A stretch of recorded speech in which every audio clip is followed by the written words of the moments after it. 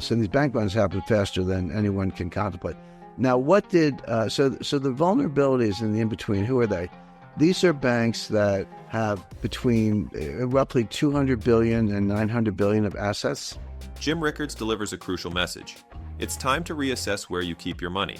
With mid-sized banks facing unprecedented vulnerabilities, understanding the implications of uninsured deposits and the true value of gold is more important than ever. With banks, you have to sort of take a three-tiered approach. There are small community banks that are actually very sound. I do some of my banking with a bank that was founded in 1877. I figure, all right, you made it through the panic of 1907, the panic of 1898, the Great Depression, the Keeling crisis, long-term capital, Russia, continental Illinois. You made it through all that, so you must be doing something right. Today, vulnerabilities are lurking beneath the surface. Many banks, especially those with assets between 200 billion and 900 billion, are at risk. These institutions are not small community banks, nor are they the giants like JP Morgan or Goldman Sachs. They exist in a precarious middle ground. Morgan Stanley, Goldman Sachs, Wells Fargo, Truist, he's a dopey name, but Truist, and there are a couple others on the list, and they are absolutely too big to fail. Which doesn't mean the stock price can't go down. See, that's the thing. If you're a depositor, yeah, you care about bank failures, you care about FDIC insurance and so forth. If you're a creditor, note holder, you care about all this stuff. But if you're a stockholder, you can lose a lot of money in a bank that does not fail. These banks often showcase a concerning ratio of uninsured deposits to total deposits. This ratio is a crucial indicator of their stability. A bank with a high percentage of uninsured deposits is walking a tightrope. When confidence wanes, the consequences can be swift. The three-tiered approach to banking. To navigate the complexities of banking, it's essential to adopt a three-tiered approach. First, consider the small community banks. These institutions often have deep roots and a solid history. They can be surprisingly resilient. Next, there are the too-big-to-fail banks. These are the global systemically important institutions. They have a safety net due to their size and significance in the global economy. However, this does not guarantee their stock prices are immune to fluctuations. Finally, we must focus on the banks in between. These banks, while not classified as too big to fail, can be extremely vulnerable. They lack the same level of protection and can face devastating consequences if they falter. Identifying too big to fail banks. Identifying these large institutions is straightforward. They are the ones that dominate the headlines and command significant market share. Their presence can create a false sense of security among depositors. However, just because a bank is deemed too big to fail does not mean it is immune to challenges. Stockholders may see their investments plummet, even if the bank itself remains operational. This disconnect can lead to confusion and fear among investors and depositors alike. The risk of uninsured deposits. Uninsured deposits pose a significant risk. Many depositors are unaware that amounts over $250,000 are not insured. This can lead to a false sense of security. When a bank faces a crisis, those with uninsured deposits may find themselves in jeopardy.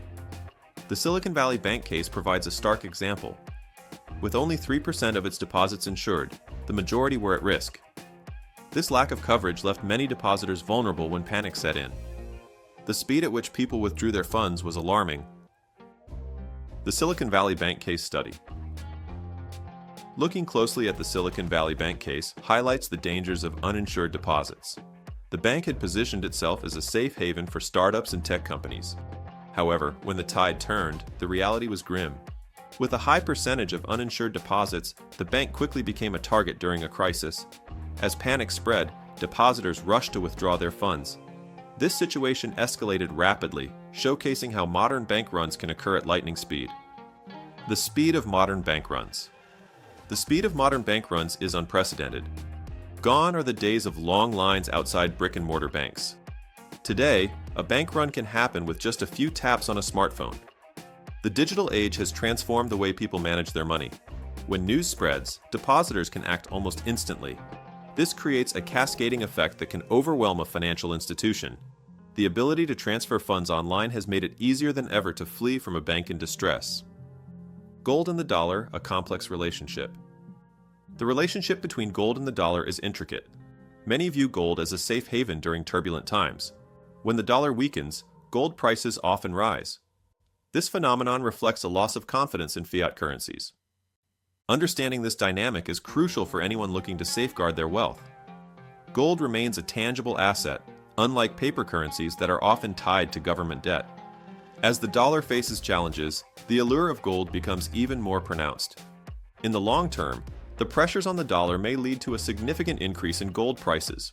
Investors should consider this when planning their financial strategies. The time to act may be now, before the value of gold skyrockets. Assessing the dollar's true strength. The strength of the dollar is often debated. Many people look at exchange rates and indices to gauge its value. However, these measures can be misleading.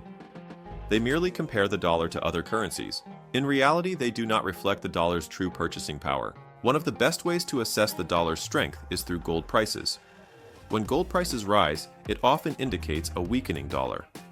This relationship is significant. Gold serves as a hedge against inflation and currency devaluation. As the dollar faces increasing pressure, the price of gold is likely to rise further. This trend is essential for investors to consider. They must understand that a strong dollar in comparative terms does not equate to a strong dollar in absolute terms. The debt trap. Understanding U.S. economic conditions. The current economic landscape is fraught with challenges. The U.S. national debt has exceeded $35 trillion. This staggering figure has profound implications. It reflects a long-term trend of borrowing beyond sustainable limits. As the debt-to-GDP ratio climbs, concerns grow. A ratio above 130% places the U.S. in a precarious position. Historically, such levels have led to economic turmoil in other countries. The U.S. may not be immune to this fate. Investors should remain vigilant. The potential for hyperinflation looms on the horizon. While it may not happen overnight, the signs are there. Slow growth and periodic recessions are likely to continue. Gold has always held a special place in the hearts of investors. It is a tangible asset that offers security. As economic uncertainty grows, gold's allure only increases. The trend of central banks buying gold since 2010 is noteworthy. This behavior indicates a shift in strategy. Gold is being viewed as a safe haven amid currency instability. For American investors, however, there remains a gap in understanding. Many have not been educated about gold's role in the monetary system. This lack of awareness could lead to missed opportunities. The importance of timing in gold investment. Timing is crucial when investing in gold. Prices can fluctuate significantly in short periods. Investors must be aware of market conditions. As the dollar weakens, the price of gold tends to rise. This pattern has been consistent over time. Investors should act before the price of gold reaches new highs. Waiting too long could mean missing out on substantial gains. The time to invest in gold is now. The market is poised for growth, and savvy investors will recognize this opportunity. Identifying vulnerable banks. Identifying vulnerable banks is essential for financial security. Many institutions fall between the small community banks and the too-big-to-fail giants. These banks often have assets between $200 billion and $900 billion. A critical metric to consider is the ratio of insured deposits to total deposits. A ratio under 30% indicates significant vulnerability. Depositors should be cautious with these banks. Even though they may not be classified as systemically important, they can still face severe consequences.